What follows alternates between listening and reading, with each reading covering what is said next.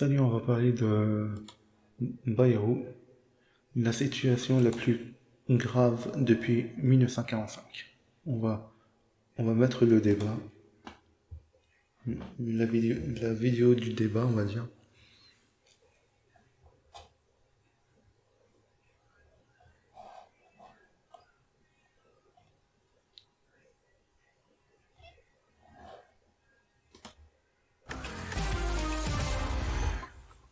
Le débat du jour qu'on va consacrer bien sûr avec tous les experts qui m'accompagnent ce soir à ce débat à l'Assemblée nationale sur la guerre en Ukraine et la sécurité en Europe. Bien sûr les suites du sommet d'hier à Londres avec le soutien à l'Ukraine, les déclarations encore aujourd'hui du président américain Donald Trump. Avec moi ce soir, Mélissa Bell. Merci d'être avec nous. Mélissa Bell, vous êtes correspondante CNN à Paris. Ulysse Gosset, éditorialiste politique international BFM TV. Bonsoir.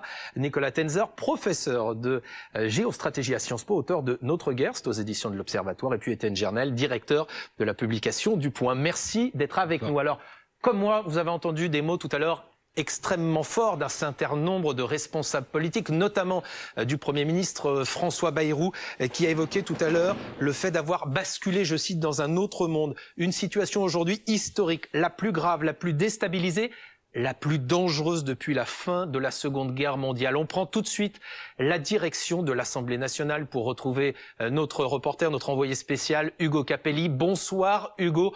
On a senti dans les prises de parole une très forte gravité aujourd'hui. Oui, discours d'une trentaine de minutes de François Bayrou, écouté très attentivement par les députés, pas de brouhaha, pas d'altercation, et tout le monde s'est même mis debout lorsque François Bayrou a félicité Volodymyr Zelensky de ne pas avoir plié face à Donald Trump. Tout le monde, à l'exception des députés du Rassemblement national. Si François Bayrou a été aussi attentivement écouté, c'est parce qu'il faut dire en effet que le Premier ministre a utilisé des mots très graves. Il a d'abord ciblé Donald Trump, les Américains qui, selon lui, veulent nous assujettir, veulent nous faire plier. Il a ensuite invité les Européens à se bouger pour garantir la sécurité de notre continent. Je cite, « Nous sommes forts et nous ne le savons pas. Nous nous comportons comme si nous étions faibles. » François Bayrou estime que la France doit se retrousser les manches dans un monde qui bascule. Et vers la fin de son discours, François Bayrou a envoyé un avertissement, le ton grave. Si la digue ukrainienne en venait à céder du fait de notre impuissance, alors n'en doutez pas, un jour ou l'autre, ce sont nos pays qui se trouveraient ciblés. Le message a été bien passé. Hugo Capelli, merci beaucoup en direct de l'Assemblée avec Corentin Guistaud. Ulysse Gosset, qu'est-ce qui vous a marqué dans ces prises de parole et notamment celle du Premier ministre François Bayrou? L'unanimité pour un sursaut, pour des efforts de défense supplémentaires et des divergences sur les moyens d'y parvenir et surtout la façon de soutenir l'Ukraine. Les désaccords aussi sur la dissuasion nucléaire. Mais on voit quand même qu'il y a une prise de conscience qui est maintenant qui traverse l'Assemblée nationale après des mois où finalement les députés n'étaient pas vraiment associés au débat. Ce qui est le plus important ce soir, c'est qu'il y ait eu pour la première fois un débat, sans vote, mais quand même un débat, parce que la nécessité maintenant est proche de décisions qui vont changer la face du monde. Quand le Premier ministre dit on a basculé dans un monde extrêmement dangereux, qu'en pensent les Français? Est-ce qu'ils sont prêts à accompagner les efforts nécessaires? C'est ça l'enjeu. Et puis aussi prendre conscience que la négociation avec l'Amérique est extrêmement difficile, que rien n'est gagné, rien n'est absolument assuré, et il faut avoir le soutien de l'opinion publique pour parvenir à ces changements qui sont appelés des vœux du Premier ministre et d'un certain nombre de leaders politiques. Donc c'est, je dirais, un premier débat, une première étape, et pour les Français, la nécessité aussi de prendre conscience des enjeux qui sont évidemment extrêmement importants pour l'avenir de l'Europe, de l'Ukraine et du monde. Étienne Gernel, qu'est-ce que vous avez retenu? Des calembres d'aine quand même. C'est-à-dire je suis très frappé par ça. Dans cette époque de post-vérité, on a ce qu'ont dit Marine Le Pen et Éric Ciotti. On l'entendra tout à l'heure, Marine Le Pen. Et dans une certaine mesure, mais c'était beaucoup plus flou, Aurélien Saint-Toul, sur la dissuasion nucléaire, c'était tout simplement pas vrai. Il n'a jamais été question de partager la décision nucléaire avec qui que ce soit. Ça n'a jamais été envisagé. D'ailleurs, ça n'est pas possible juridiquement. Donc Ciotti et Le Pen l'ont dit tous les deux, c'est faux. Quant à Aurélien Saint-Toul, quand il a dit qu'on ne voit pas comment des partenaires pourraient se figurer que la dissuasion pourrait les protéger dans la mesure où nous, on ne l'a pas cru pour nous. Mais attendez, que font aujourd'hui la Pologne, tous les pays d'Europe, l'Allemagne, avec la dissuasion américaine. Ils considèrent que ça les protège. Et puis, par ailleurs, le plan n'est pas de remplacer la dissuasion américaine, mais d'apporter un complément, peut-être, avec les Britanniques d'ailleurs, pas forcément tout seuls, et en complément. Et je trouve ça fou qu'on arrive dans un débat, parce qu'on peut avoir des vues qui divergent, dans un débat à l'Assemblée nationale avec des contre-vérités aussi flagrantes. Ils ont tous cité De Gaulle, sauf le discours de Gaulle en 1964, où De Gaulle dit très clairement que si l'Allemagne et le Benelux, on disait comme ça à l'époque, étaient touchés, on pouvait considérer que les intérêts vitaux de la France étaient touchés. En 64, on y cite tous De Gaulle, sauf ça. Comment est-ce qu'on peut raconter des choses aussi manifestement fausses dans un débat aussi important? Je trouve ça choquant. Il a été très virulent aussi avec Donald Trump. Il est revenu, on va en parler avec vous, Mélissa Bell, sur ce qui s'est passé vendredi dernier dans le bureau ovale entre d'un côté Donald Trump et le vice-président américain J.D. Vance et le président ukrainien Volodymyr Zelensky. Écoutez François Bayrou. Vendredi soir, dans le bureau ovale de la Maison-Blanche, s'est déroulée sous l'objectif des caméras du monde entier une scène sidérante, marquée de brutalité et de volonté d'humiliation, dont le but était de faire plier par la menace le président ukrainien Volodymyr Zelensky pour qu'il se rende aux exigences de ses agresseurs. Le tout résumé en une phrase devant les caméras de la planète: ou bien vous trouvez un accord avec Poutine, ou bien nous vous laissons tomber. Voilà pour ces mots du Premier ministre François Bayrou. Mélissa Bell, vous êtes correspondante de la chaîne américaine CNN à Paris. Qu'est-ce qui vous marque dans cette déclaration du Premier ministre? Mais elle rejoint tout ce qu'on a entendu de Londres ce week-end et de tous les dirigeants européens, vraiment la sidération que tout le monde a eue. Vous y étiez vous-même dans le bureau ovale à ce moment-là. Personne ne pouvait en revenir. Le ton, l'attitude des deux hommes, et le président et le vice-président par rapport à Zelensky. Et c'est ça, en fait, qui mène à toutes ces discussions qu'on a maintenant dans l'hémicycle français aujourd'hui, mais aussi à Londres hier, d'espèce de panique, de réfléchir à comment on va faire face à une administration américaine qui fonctionne à tellement de niveaux différents, totalement différemment de ce qui a été jusque-là. Donc beaucoup d'étonnement. D'ailleurs, ça fait 3 jours que nous titrons sur la même chose. Tout ce qui suit finalement de cet épisode. Vous titrez sur quoi alors? C'est quoi les titres? Toutes les implications de ce qu'on a vu pendant ces 45 minutes, 1 heure, corrigez-moi, je parle sous vous y étiez, 1 heure de rencontre dans le bureau ovale. Tout ce qui découle de cette heure d'entretien, de cette humiliation de Zelensky par ces deux hommes, pour la planète entière, pour l'architecture post-guerre, pour les négociations avec Poutine, dont on comprend qu'une deuxième série de négociations auront lieu entre Washington et Moscou assez rapidement, sans Zelensky, sans l'Ukraine, on l'imagine, sans l'Europe probablement, et qu'une rencontre assez rapidement devrait arriver entre Poutine et Trump eux-mêmes.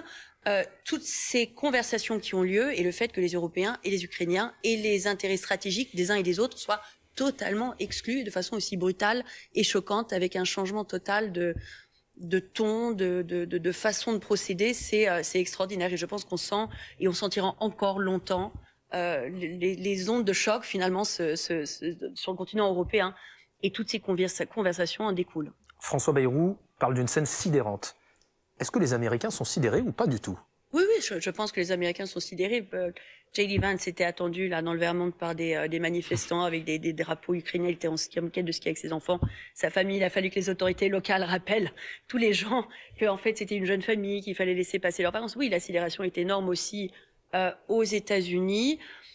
Et demain soir, on attend Donald Trump devant les deux maisons du Congrès, où on entendra sans doute plus sur ce qu'il veut finalement. On sait qu'il veut très rapidement se retrouver avec Donald Trump, on sait avec Vladimir Poutine, on sait qu'il veut très rapidement une fin de la guerre en Ukraine. On se doute apparemment à n'importe quel prix, mais que veut-il vraiment de la Russie et de ce nouveau rapprochement États-Unis-Russie? Une des grandes questions à Washington aujourd'hui, c'est ça, et on espère en entendre un peu plus demain soir. Et alors, ce qui est fascinant quand même, c'est ce sondage du Wall Street Journal qui est paru ce week-end et qui dit que 69% des électeurs de Trump soutiennent l'Ukraine.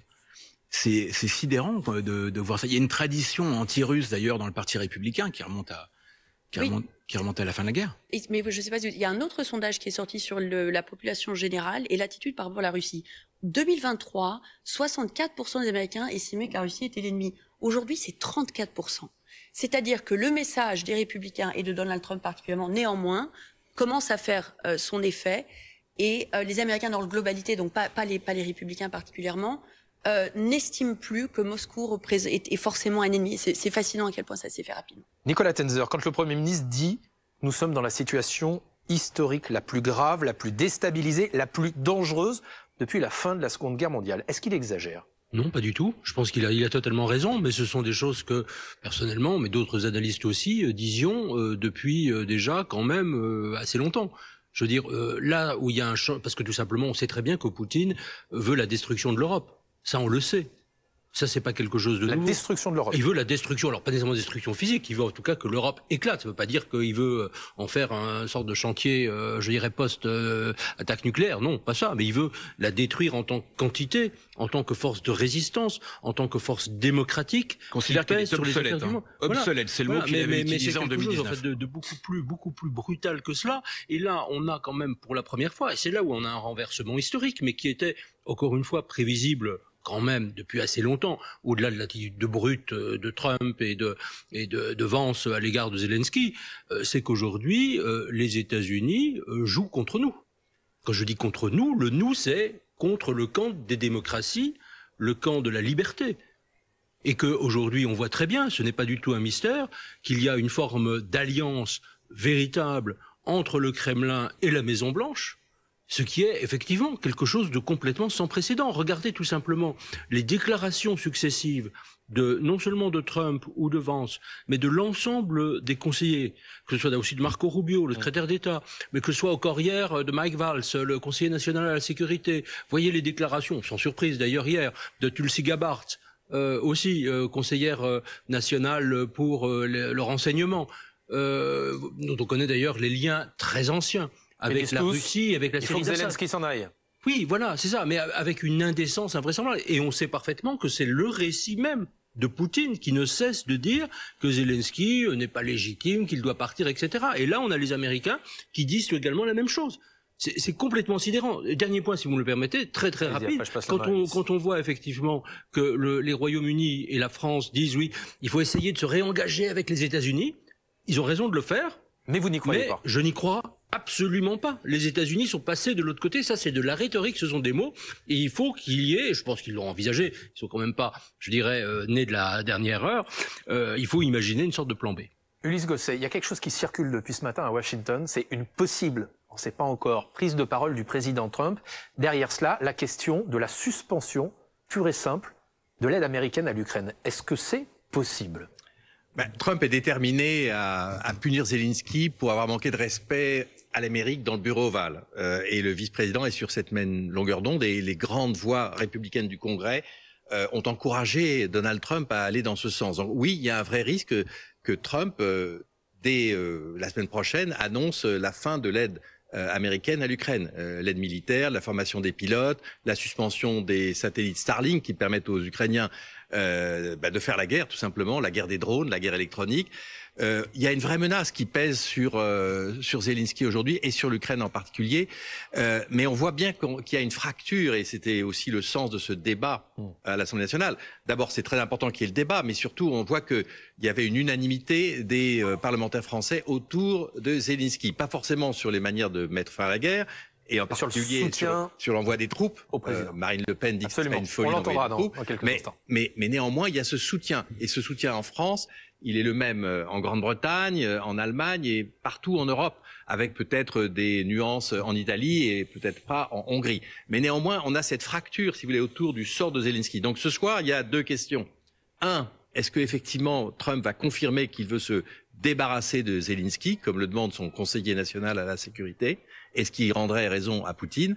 Et deux, est-ce que Emmanuel Macron et le Premier ministre britannique vont retourner à Washington une fois que le fameux plan de paix européen sera élaboré? C'est l'autre question. Qu'est-ce qu'il y a dans ce plan de paix? Est-ce qu'il y a vraiment quelque chose aujourd'hui? Et est-ce qu'ils vont pouvoir retourner à Washington pour reparler à Donald Trump et essayer de le remettre dans la bonne direction? Je crois que fondamentalement, ce sont les deux questions qui se posent cette semaine, avec quand même en arrière-plan un président Trump qui est déterminé, quoi qu'il arrive, à faire la paix avec Poutine. Donc ça veut dire, pour qu'il y ait un accord, s'il faut écraser Zelensky et empêcher l'Ukraine de pouvoir résister tel qu'elle le fait aujourd'hui, eh bien malheureusement, c'est possible aujourd'hui. Mais Isabelle, couper les financements totalement, c'est plausible? C'est plausible. Et juste pour revenir à ce que vous disiez tout à l'heure, c'est vrai qu'on a eu un peu d'espoir en début de semaine. Emmanuel Macron, c'était cette réunion, vous étiez là. Vous étiez justement en début de semaine, avait réussi de façon assez adroite à faire changer, on avait l'impression, pas tout à fait la position américaine, mais en tout cas à la présenter autrement, sans que Donald Trump le contredise. Keir Starmer, pareil, est passé derrière. On se disait finalement, il y a peut-être des compromis à trouver, une entente et un dialogue à trouver ou à commencer, mais pas du tout. Ce qu'on a vu vendredi avec Zelensky nous a montré que absolument pas, d'où le ton qu'on entend des députés français aujourd'hui et des dirigeants européens à Londres hier. Mais une des questions qu'on a, c'est à quel point cette rencontre avec Zelensky était un traquenard. C'est-à-dire que, est-ce que c'est parce que... C'était préparé pour vous? C'est une des questions qui se posent. Ils disent que non, à la Maison-Blanche, que ça s'est vraiment fait comme ça. Mais au fond, que veut Donald Trump? Il veut se retrouver en face de Poutine, on ne sait pas encore exactement pourquoi. Il veut mettre fin à la guerre. Est-ce que, et on a vu depuis toutes les déclarations, vous parliez de Mark Ross, mais d'autres, son entourage le plus senior autour de Donald Trump, qui depuis le week-end multiplie les attaques contre Zelensky. Vous avez vu, c'est quelqu'un qui veut pas la paix. Finalement, tout va entièrement dans le sens d'une annonce subite de la part du président pour dire bon voilà, on peut pas traiter avec lui, il faut qu'il parte et en attendant on coupe l'aide. Mais Isabelle, moi il y a un truc qui me marque, c'est où sont les démocrates? On n'entend ni Hillary Clinton, ni Barack Obama, ni Kamala Harris. Mais eux-mêmes se posent la question et une des premières, ils ont été, je pense, ils sont encore en état de sidération, je pense. Ils ont passé pas mal de semaines à se demander comment ils avaient pu perdre l'élection, alors que finalement c'est vers l'avant qu'il faut regarder. Et ils sont, comme tout le monde, je pense, un peu désemparés par la vitesse avec laquelle tout ça progresse. Le Doge d'Elon Musk, les ordres exécutifs de Donald Trump, dont beaucoup se sont déjà avérés être anticonstitutionnels, mais qui sont multipliés tous les jours. Ils savent pas trop où donner de la tête. Et pour l'instant, c'est un des grands reproches qu'on leur fait. Principalement l'opposition qu'on entend jusque-là, c'est au niveau local, et c'est des républicains qui s'en prennent à leurs représentants. Alors, les démocrates, comme l'ensemble des Américains, sont sous le choc de cette révolution trumpienne qui est en train de se produire et qui balaye tout sur son passage, avec un objectif, d'abord provoquer le chaos et ensuite, sur les cendres de ce qui restera de l'État fédéral et de la politique américaine, reconstruire à partir de zéro. C'est ce que fait Elon Musk en direct.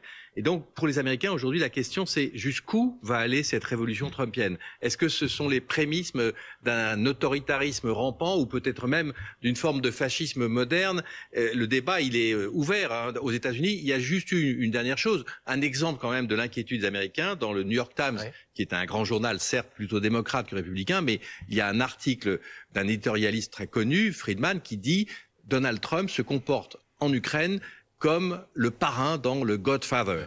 C'est-à-dire qu'il y a vraiment cette vision d'un président américain qui veut mettre sous coupe réglée l'Ukraine, le Groenland, Panama, et quel qu'en soit le prix, et puis que personne ne peut arrêter. Un système mafieux qui est décrit. Nicolas Tenzer, je vous donne la parole dans une seconde. On évoquait tout à l'heure la question de Marine Le Pen, qui s'est exprimée sur un envoi potentiel de troupes, et donc de soldats européens et français à l'Assemblée nationale. Écoutez ce qu'elle a déclaré. L'idée présentée il y a quelques jours par Monsieur le ministre des Armées de constituer des stocks d'armes dissuasives pour l'Ukraine me paraît aller dans le bon sens. Cela ne doit bien entendu pas se faire au détriment des armées françaises. De même, un accord sur les matières premières m'apparaît également gagnant-gagnant. En revanche, je considère que l'envoi de troupes françaises combattantes sur le sol ukrainien est une folie. Seule une éventuelle participation à une opération sous mandat casque bleu pourrait être envisageable. Envoyer des soldats sous mandat, casque bleu de l'ONU, c'est envisageable? Je ne sais pas d'où ça sort, mais c'est absurde. Il y a la Russie est au Conseil de sécurité de l'ONU, donc qu'est-ce que ça veut dire? C'est tellement est membre permanent, donc ça n'a absolument aucun sens. Et puis on sait depuis la Yougoslavie que les casques bleus, c'est un exercice quand même très difficile et très périlleux. Et je comprends absolument pas le sens de ce propos-là, mais d'une certaine façon, c'est vrai d'ailleurs pour LFI comme pour le RN. Eux qui ont été si complaisants en réalité avec la Russie depuis le début, et donc là ils essaient il faut dire quelque chose, et puis il faut dire autre chose, et puis à la fin c'est pas très cohérent, et on comprend pas très bien ce que ça veut dire. Nicolas Tenzer. Oui, là-dessus, d'ailleurs, je crois que ce qui est évident, c'est que il y a aussi une difficulté de Marine Le Pen, qui sait aussi qu'une partie de son électorat n'est pas nécessairement du côté de la Russie. il y a quand même une partie de l'électorat du RN, peut-être même d'ailleurs une majorité, d'après des sondages qui datent un peu que j'ai en tête, qui sont plutôt du côté de l'Ukraine. Et elle, qui a eu toujours une position, disons, de complaisance malgré tout par rapport à Moscou, se trouve complètement prise en faux. Et là, enfin, je reviens peut-être, si vous permettez, juste sur un point qui me paraît très très important dans ce qui avait été dit tout à l'heure par rapport à ce que disait notamment Ulysse, c'est que en fait, Trump est fondamentalement hostile à la règle de droit. Il est hostile à la règle de droit sur le plan intérieur, d'où effectivement la tentation fasciste, et sur le plan extérieur. C'est-à-dire que c'est un ennemi du droit international. Ce n'est pas uniquement qu'il s'en moque, mais que pour lui, c'est quelque chose qu'il faut araser complètement. Et de ce point de vue-là, il se trouve évidemment du côté de Poutine, il se trouve aussi du côté de Xi Jinping, il se trouve du côté des dictatures.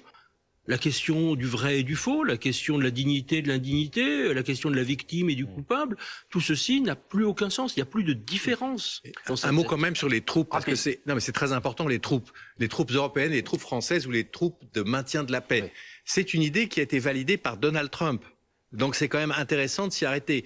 Si effectivement la Russie refuse absolument des troupes de l'OTAN en Ukraine, quelle serait la façon d'avoir un corps de maintien de la paix pour faire respecter un éventuel cessez-le-feu? Il faut se poser la question. Est-ce que ça serait des troupes européennes, donc qualifiées comme telles et non pas de l'OTAN?